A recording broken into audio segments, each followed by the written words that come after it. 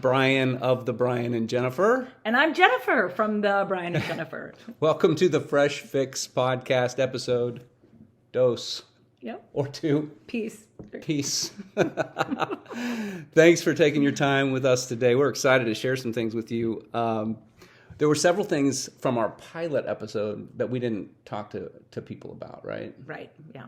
And so one of the things I feel like is important to know about us and just kind of about our relationship is we banter a little bit. Or a lot. A lot. And so that's kind of how we get along. We don't want anybody to think that we secretly had a fight right before this. Because we didn't. We did not, and we just it's sort of been incorporated into. We actually have had to be careful with the kids, right? Right, because exactly. we didn't want the kids growing up, and even still, we'll remind them we're not actually fighting. Yeah, that's how we roll, and we give each other a little bit of a hard time, and so some of that may come out here, and if it does, we don't want to frighten anyone. Yeah.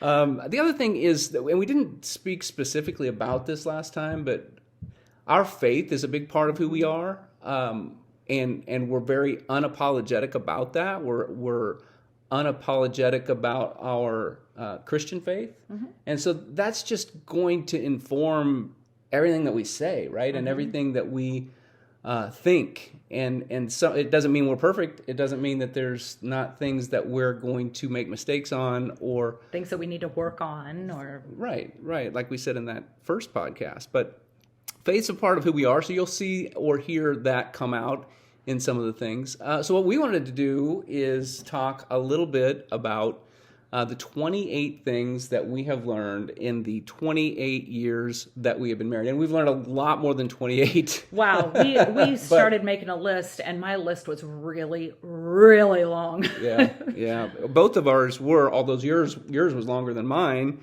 And we'll set that up. You go ahead. I was going to say, remember, we got married as babies. We were 21 when we got married. Right. So we had a lot to learn. Yeah, we did, and we continue to learn. And these are things that we've learned along the way that will apply to us. And I think that a lot of it will apply to others. Probably not all of it, almost certainly not all of it, but a lot of it will apply to others. And so we do want to qualify with these 28 things with this point of these are things that we have learned about us, and they may or may not apply, but. So before we dive into that too deep, I had thrown out a message on Facebook about, what have we been binge watching on Netflix? Yes, you did. And so we got to talking about that. I think the first thing that we thought of is, it seems like binging Netflix has become kind of a generic term. Or kind of a trendy thing. Well, yeah. I think a trendy thing. I'm binging, blah, blah, blah. Yeah, but that's not really what we meant, or I meant, in terms of, we don't have time to binge. I've got a full-time job that takes massive amounts of time. Jen works full-time. I mean, you're involved in other things. So I think we did probably binge with one of the kids a program over the holidays. But in general, we don't binge much. But we do enjoy it. I feel like movies and TV have been something that we've enjoyed from the jump, from the time we got married, even when we were dating. I remember when we first got married, we would go to a movie on Friday night and Saturday night, and it was just like normal. Yeah. That was like normal to do. Yeah, we would do the back-to-back movie nights. Yeah, totally. Yep. And in fact, I think it's informative for our listeners for you to share maybe the first movie you saw and how you went about seeing that first movie, if it's not going to get you in trouble with your dad or mom if they happen to be listening. Well, I'm 50 years old now. Almost, not quite. It's time to I'm fess 49, up. but I will fess up. So the first movie that I ever saw in a theater was The Karate Kid. And I had to lie to my parents, and I had to sneak with a friend. The mom drove us to the theater, and so my first movie in a theater was Karate Kid. Yeah. So that's really an interesting segue, because I watched The Karate Kid as a kid, and it was one of those shows that was inspirational and generally pretty. It was certainly geared towards middle age or middle school age or high school age kids. And as we started talking about this whole Netflix discussion, we really had some interesting conversation last night. Yeah, we did. One of the things that we started talking about was just the evolution of the content of these programs. And in this Netflix world, or Netflix and chill, or binge Netflix, or different types of phraseology that people use these days, we started thinking about that and started thinking about some of the shows that we have watched, and started thinking about some of the shows we've enjoyed. And we'll share a couple of those with you. The Karate Kid was a good lead-in, and I'm just going to have to fess up in full. And honestly, it's embarrassing in several ways. But I dove deep into Cobra Kai. I did. Like, Karate Kid that was my formative years when the Karate Kid came out. And so, there was 1 and 2. I think there was a third even. I don't know. I know there was 1 and 2. The first one was the best. The first one was the first one was definitely the best, and it was rated PG, and then it comes out on Netflix, and I think it's TV 14, and it's, for one thing, it's just as cheesy as I'm like, that is the cheesy show. Somehow or another, I still got sucked into it, probably just based on the nostalgia factor. Probably. But it is a continuation of the lives of the two main characters in the original Karate Kid. I think everybody knows this anyway, but it's definitely, there's more fighting, there's more violence, there's more profanity, there's more, there's some themes even to it that I'm like, well, there's some redemptive themes about life lessons and, not letting life push you around and standing up for yourself. But then there's also some sort of glorification and glamorization of violence, which is no good, of course. But it's a movie. And I remember in my senior year of high school, there was a English literature class I took, and there was a concept called temporary suspension of disbelief.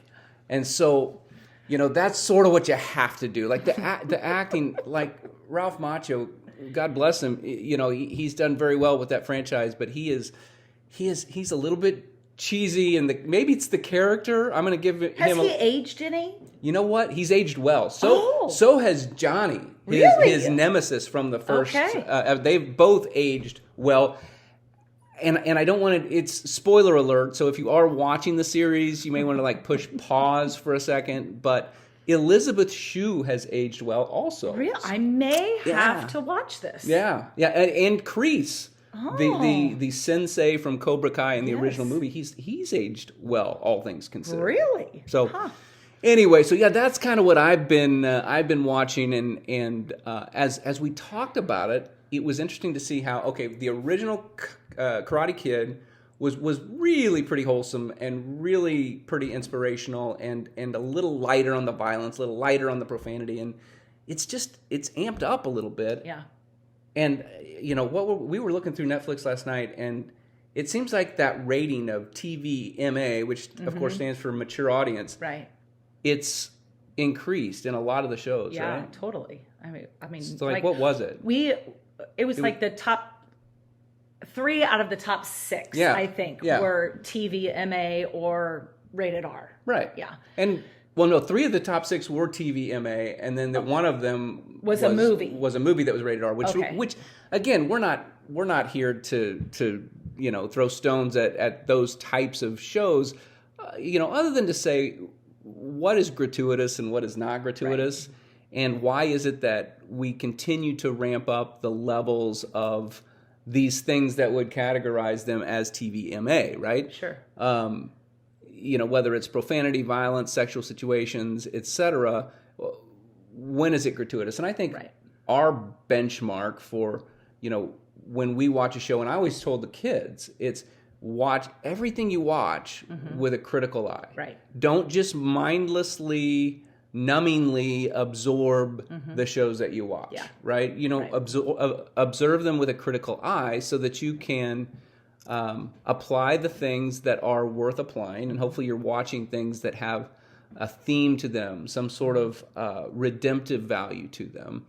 And then you can sort of differentiate in your mind what it is that is effective, or effective is not the word I'm looking for. What am I looking for? What it is that is helpful and beneficial, and what is it that's maybe not so helpful and not so beneficial and maybe a little bit more gratuitous, and look at things through that lens. Yeah, that's good. That's really good. One, a couple of shows that we've watched together are Madam Secretary. Yeah, that's a good one. Which was a great show. It was it on TV or was it on Netflix? I think it was originally on TV. And then went to Netflix. Yeah, maybe that's right. But it just talks about basically a female who was Secretary of State, and then, well, spoiler alert. Yeah, well, kind of. Well, whatever. Then she became vice president, and then she became the president, and it was a great show. Some action, some family drama. And the kids were a little bit older, so we related to that. Right. And I'm not sure about the whole order of Secretary of State, VP, President. I don't know how all that works. I think you might be mistaken there. Okay, maybe. I'm not sure. But in my mind. In your mind. Téa Leoni was just fabulous in that role. Yeah. I loved her in that. And then another show that we've watched together is Virgin River. And it's it's a show that is set in a city is the city called Virgin River, or is it the river that's called Virgin River? No, the city is Virgin River. The little town in Northern California is Virgin River. Virgin River. And it's just a cute show. Yeah. That's really good. Yeah, it's a good one. I'd say, not perfect, right? Not perfect, but it's a fun one. Perfect doesn't exist in the world, but right. Certainly, a very entertaining show, good, pretty wholesome for the most part. One that when it comes at the end and it says next episode, and you really want to push the next episode, and you're like, okay, we got to be done for the night. We've already watched several episodes. Yeah, exactly. So, and then one that I like, when I was 10, I didn't set the VCR because we didn't have a VCR. There was no recording device on our TV, but I set my alarm for like 3 a.m. to watch the marriage of Princess Di and Charles. And I have kind of been fascinated with the royal family ever since a young age. And so when The Crown came out, I started watching The Crown. And I have to admit, I think I might have binge watched season 4. I did notice you were up kind of late several times. Yeah, several times. Yeah. There was a little disappointment that there was not more coverage on the wedding, the royal wedding. But, and again, good show. History, you got to get a little bit of history lesson in there.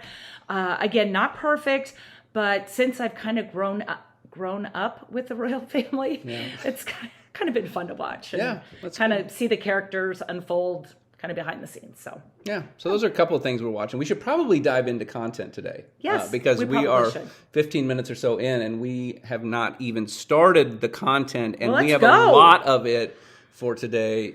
In fact, our 28 things that we have learned in 28 years of marriage will not be done today. We are going to get through a few, and it'll probably be multiple episodes. Well, it will be multiple episodes, and we're looking forward to that. We actually had some great conversation. And the way, just to set this up, the way we did this is Jennifer made her list, and I made my list. Mm-hmm.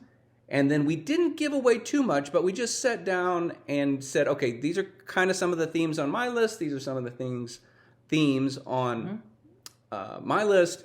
And now we're just going to kind of integrate them real time here so that hopefully there's some level of spontaneity. Yeah, and no particular order here. Yeah, that's a good point. I mean, like, we're not going from 1 to 28. This is just all mismashed and together. Yeah. So let's dive in. Do you want to start? Sure. I would say one thing that we have learned is that you need to know and you need to speak your spouse's love language. And I would say that the 5 love languages, there's a book by Gary Chapman called The 5 love languages. Yep. Shout out to Gary Chapman. Shout out to Gary Chapman. We had a mentor here in Omaha. He was a pastor at our church, and he was teaching and said, if you're not familiar with the 5 love languages, you need to get this book and read it. Yeah. And I would say it was revolutionary in our marriage. I don't think Brian would actually say that, but I think I would. You would? Yeah. Okay. Yeah. So the 5 love languages are gifts, physical touch, acts of service, quality time, and words of affirmation. And the way you give and receive love boils down to one of those 5 ways. Right. Well, Am I saying that right? Yeah, and you tend to give love in the way that you actually receive love. And what you really need to work on and focus on is understanding what your spouse or significant other, what their love language is, so that you can provide that. So let's give an example. Okay. So what are your top 2 love? I know them, but I'm going to let you Very say good. What are Thank your you, top honey. 2 love languages? My 2 top love languages are gifts and physical touch. And so for me, it's important that I know that so that I can, when I need to show her some level of attention or affection, I know that if I'm putting my hand on her shoulder like that, she could do that to me and it's fine, but it's not going to necessarily make me feel more love. But if I'm doing this to her and putting my hand on her shoulder, and if you're listening instead of watching, I'm putting my hand on her shoulder, then you are going to feel more love. That's significant to you. Yes. And your top 2 love languages are? Quality time and words of affirmation. Which are my 2 lowest.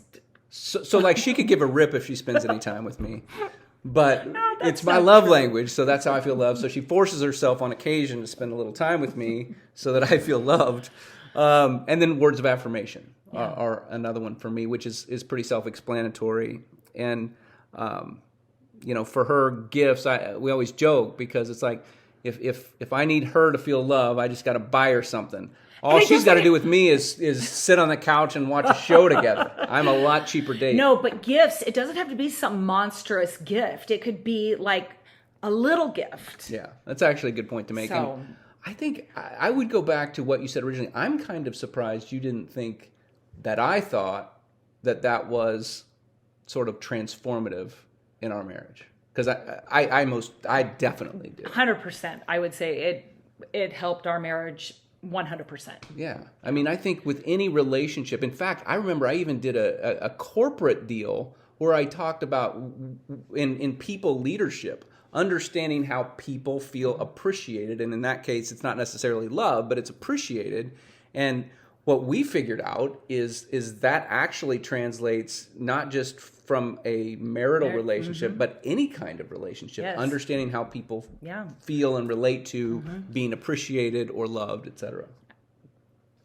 Friends, kids, family members. I think there's even a separate book for kids. Yeah, there is that actually. They wrote. Yeah. So the 5 love languages, I think, and learning how to speak your spouse's love language was kind of high on my list, actually. So we better keep track of these, if you don't mind. Oh, Jot that down. So that's number 1. We got to get to 28 by the end of the 3rd episode or 4th episode or however many it takes. If we last that long. If we last that long. So number 1 would be understand your spouse's love language. Yes. Yeah. So you want me to go? Yeah. We should probably just go back and forth, don't you think? Okay. Well, yeah, but my next 2 are very related. Oh, okay. Well, then... So I'm going to do 2, and then we'll go back to you. Okay, that's good. All right. So my next one is, it's our money. So one of the things that we've learned is that it's our money. And I want to qualify that. Pastor of our church has a saying, and we love it, and we try to live by it, and it's that it's all God's anyway. So... We really have to put that as a backdrop. So all of the money, it's all God's anyway. But then living it out on a practical level, we just feel like, okay, she was a stay-at-home mom for a long time where I was the breadwinner of the family, if I could use that sort of archaic word. And but I think it would be dangerous and wrong for me to say, well, this is my money, this is what I've earned.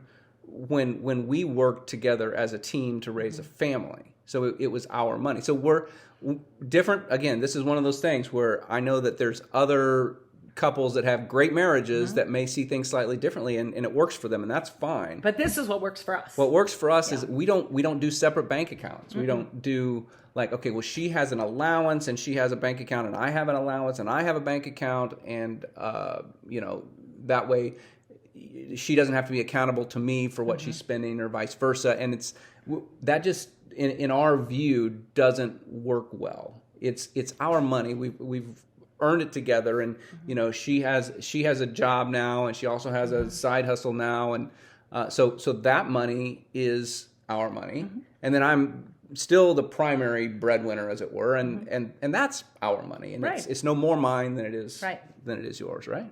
Totally, 100%. I mean, anything else to add on that? No, I don't think so. I think that's great, and I truly feel like when we were first married. Pause me if this was like your second point. My sub point, that was kind of one of them. Agree on big purchases. Oh yeah. Okay, so if we default to, and this would probably, so we should probably, if we're capturing these, the second one was it's our money, right? So that we can get to our 28. That's number 2, right? Right. Number 3 is agree on big purchases. Okay. Yes. And what I guess I mean by that is, if we're going to make a large purchase of any sort, whether it's a car or a house or furniture or TV or any of that, we need to agree on it. And so what our default is that if we don't agree, we default to no action. So on an issue, as an example, like I really want to buy a new TV because I don't feel like our TV is big enough for some reason. Then she says, you know what, I think our TV is fine. And perhaps we get into a discussion about that, or perhaps we even get into an argument about that. Yeah. But if we don't resolve it, there's no action. We don't take action. Right. We don't take action until we have consensus. Agreed. So totally agree. And yeah, go ahead. This happened one time on a house purchase, actually. Brian said, I really feel like God is telling me that we should move. And I'm like, well, God's not telling me that. Yeah. We're not moving. And a whole year passed, and then it did come to fruition where we ended up selling the house and doing something different. So we had to get on the same page. Had to get on the same page. And the timing had to be right for both of us, because if the timing's not right for both of you, the default is no action. Right. So the other sub point around money that I had is just to have a financial plan. And I don't think this is the time to go deep into this, other than to say, stay out of debt to the greatest degree possible. Live less than your means. So whatever everybody says, live within your means, I'm saying live less than your means, so that you're putting money away, whether it's in 401k or other investments that are appropriate, charitable giving, etc. And Dave Ramsey has a book called The Total Money Makeover. So if you're just like lost and trying to figure out where to start, and most people within sort of the Christian circles will be familiar with this, but he also has a program called Financial Peace University. Yeah. And so that book, The Total Money Makeover, and Financial Peace University, both of which sort of were created by Dave Ramsey, and a shout out to Dave Ramsey on that, are I think integral to really getting yourself set straight from a financial perspective. Agreed. Those are really, really good. All right, so that would be my other one, would be have a financial plan. Did we write that down? Oh, big purchase. So is that number 4? So that might be number 4. Okay, financial plan. Okay, perfect. So what's yours? What's your next one? My next one, it comes from another mentor that we had in Kansas City before we were married. We had dinner with this couple. They had been married a long time, had 3 middle-aged kids. Not middle-aged, middle school aged. Yeah. And one thing that the wife said to me before we got married is, she said, don't talk negatively about Brian behind his back or in front of anybody, in front of a group of people. don't talk negative about him. And that really pierced my soul, that even 28 years later, that was one of the top things that I had learned in our marriage, and even really before we were married, is not to talk negatively about your spouse. Well, it's important, and it sounds so straightforward, but if you put yourself in situations in the workplace, or when you're out, for guys, if you're out with your buddies and maybe you're golfing, or in any type of scenario like that where you're separated from your spouse and you're with your friends, it's just an easy trap, and we've all seen it, right? Right. Where people do go down that rabbit hole of just thrashing on their spouse, right? And I think it not only is it bad on the marriage, sort of under the surface bad on the marriage. I think it makes you look weak. I think it makes you look insecure, and it's just not a good look. Yeah. So don't talk about your spouse poorly. Yeah. Behind their back, with other people, in front of other people, even when your spouse is there, like making fun of him. Even like if you're in a group of people making fun of your spouse when he's right there. Right. I mean, that's just. Yeah, that's a good one. Yeah. The next one on my list was that experiences build bonds. Totally, so that's one thing that we've learned, is that experiences build bonds. And, we've had a lot of great experience. I guess this could go into a lot of different directions, even some salacial directions. But experiences within that marriage. Do we need to put a rating on this podcast? We've never talked about that. Is this a PG-13 podcast? Is this a PG podcast? We'll keep it at least PG-13, I think. But yeah, I mean, experiences build bonds. I mean, and that goes for 1,000 different kinds of experiences, right? Yes, totally. One that comes to mind for me was Brian doesn't love the water. I shouldn't say. He loves the water. He doesn't like to be in the water. Would that be? Yeah, that's probably fair. But I love to be around it. But I love to be around it, but not in it. So we were on a work trip that Brian had. Spouses were able to go. And the group wanted to go whitewater rafting. That wasn't the top. That wasn't my thing. That wasn't the top of Brian's list of things. That wasn't on your bucket list, I would say. No. But needless to say, we went whitewater rafting. We went through the class. They taught us about river position, and Brian ended up. Well, our raft ended up on a rock boulder in the middle of some rapids, and Brian was in the front of the raft. He flew out of the raft. The one person in the raft that ends up in the water was Brian. Me. And I'm screaming at the top of my lungs. We had life jackets on. It was not that big of a deal, but she was freaking out. I was screaming, river position! And yeah, I never lived that down to this day, even when we get together with people that were in that lifeboat raft with us. Will never let me forget that. Yeah, so that's an experience that obviously created bonds within our relationship, but also with bonds with those other people. Right. Those people that I still see at conferences and whatnot. Mm-hmm. We talk about that. So, I think for me, just experiences of I will go back, and I haven't talked to you about this for a long time. I'm wondering if you even remember it, but to our dating life where we were going somewhere. I feel like it was somebody was graduating high school, but there was a long way to go, and it was kind of raining, and we were debating on whether we were even going to go at all. We didn't really have to. It was one of those things where we were going for something to do, but we kind of wanted to go, and then we were sitting in the car debating, and we chose to run through the rain to get to this graduation. And so we were this is way too soft. I should not have even brought this up, but it's soft, and I'll just bring it. So running through the rain, I remember, because we're in that dating life, right? Yes. And so we were holding hands and running through the rain, and that experience was, formative. That was when we were dating, and one of those things where you go home and you you're soaking wet, and you would just run through the rain, and that was cool. One other one I remember, we went with some friends. They had a lake house, and Brian and I one night walked down to the end of the dock, and just like, when you're out on a lake, the stars are just popping. I mean, they just seem so much brighter. And Brian and I were laying on this dock, and we both saw a shooting star. Yeah. It was like right out of a movie. It was total movie material. Literally on the end of the dock. Legs hanging over. Yep. And then right across the sky. Yep. That was amazing. Yep. I totally remember that. And the most recent one would probably be, probably not the most recent one, but a recent one is we decided to do glamping.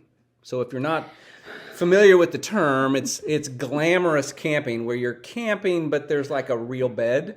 Yeah. Which is really more my speed than like tent camping necessarily. Yes. And that was a great experience. Yeah, we did that with a couple of friends and just had a blast doing that. And it was really fun. And we still talk to those friends about that to this day. Yeah.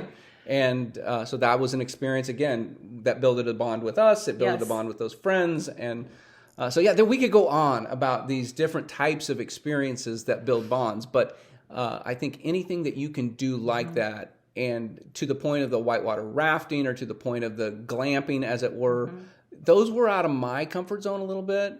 I would say running through the rain with, a then 19, 20-year-old young lady that was very concerned about her hair, was out of her comfort zone, out of Jennifer's comfort zone a little bit. But we did that intentionally to have those experiences. And I think if you can force yourself out of your comfort zone to have those types of experiences with your spouse, then the bond that you create can be significant. I was going to say also that experiences don't have to cost a lot of money either. Yeah, that's a great point.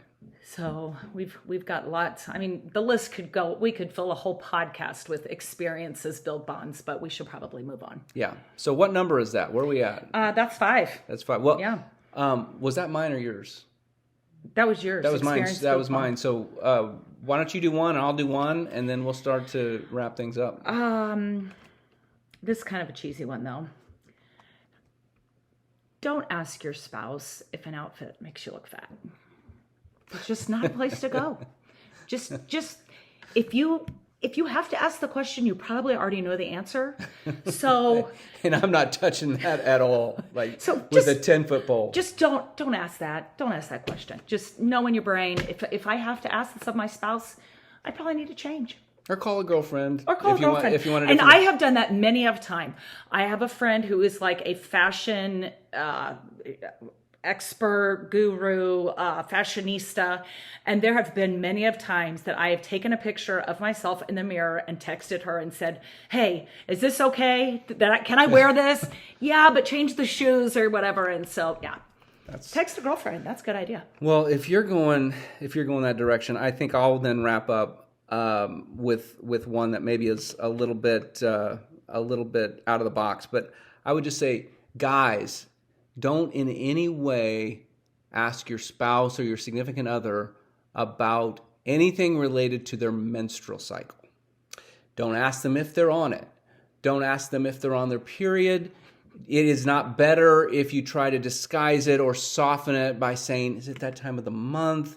That none of that works. None of that is a good idea. None. Zero. Zilch. If they're grumpy, they're grumpy. Don't ask them why. Don't speculate why, and especially in that regard. So that would be those would be our final two. Yeah, that's our final two. Sorry. Don't ask if. Oh yeah. You write that down. Because see, I shudder to even say it out loud about your question. So don't ask if you're look in any way other than perfect. Yes, thank you. And never, ever ask if it's their time of the month.